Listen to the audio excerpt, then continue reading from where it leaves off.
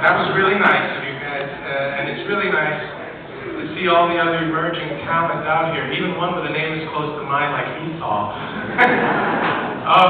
Thank you very much to all the organizers here. You know, thank you. This wouldn't have been possible for not my love for Jesse Borrego, Jesse Emiliano Zapata Borrego.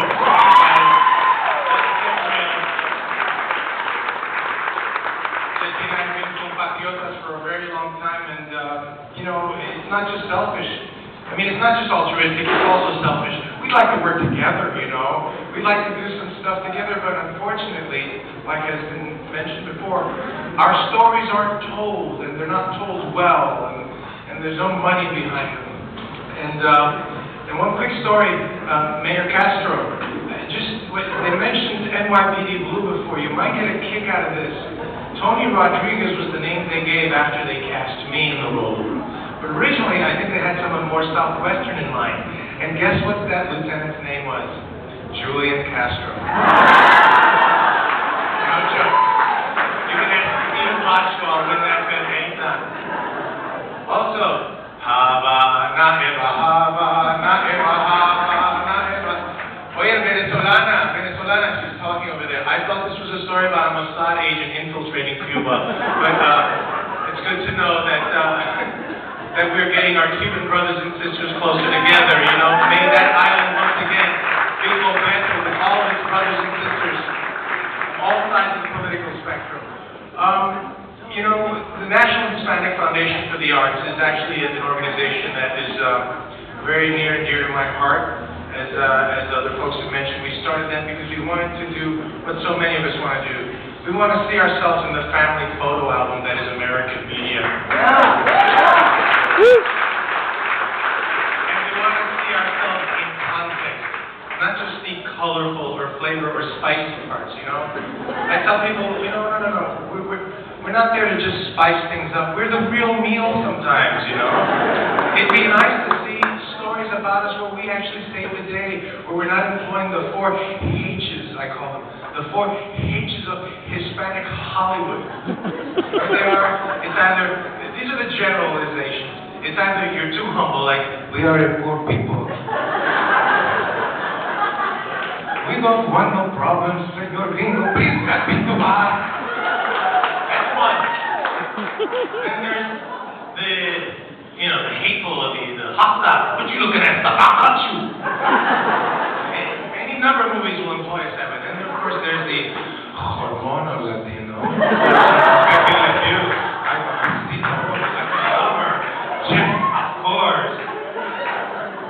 And then, of course, there's the hysterical, you know, ring-a-ding-a. I mean, that's what breaks down to, folks, you know. I mean, for a male, anyway, for women, it's Latino hookers and maids, that kind of stuff, for the flavor of the week, you know, like certain people are good in the sex scenes, you know. Okay, well, we have hearts, we have soul. We have artistry, we have experience, we have so much passion in our community, and I want to thank the up-and-coming filmmakers out there for being brave and going against probably the good advice of parents to get out of that business, for following your passion, following your heart, and that is what will guide you. To not overdo here, I just want to say one thing. I want to thank all the wonderful, truly San Antonians here from every background, not just the Latinos, but our Anglo brothers and sisters, our friends from China, from Africa, from San Antonio as well, you know.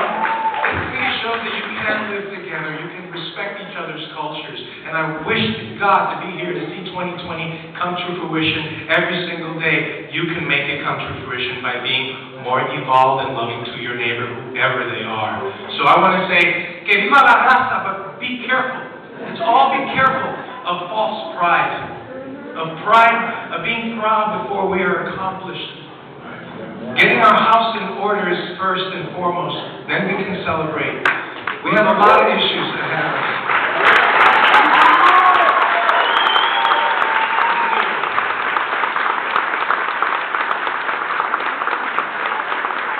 How we respond to the challenges that face us determines how we are defined. not only by those around us, but by ourselves.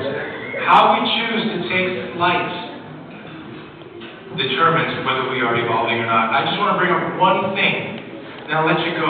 I recently saw that the foundation brought to our attention, they've written a letter to Top Gear. Do you guys anyone know the show, Top Gear? Are you aware of the that's right. The three, very British, nothing against the English, I'm sure the English are embarrassed at these books. They went on a tirade against the Latino subject issue, and I'm not going to repeat it now, because it wasn't that funny, in the beginning, okay, yeah, but then it just became mean-spirited, and then they even addressed that. They said, oh, well, the ambassador would probably be asleep with his remote control. This is what they think about offending us.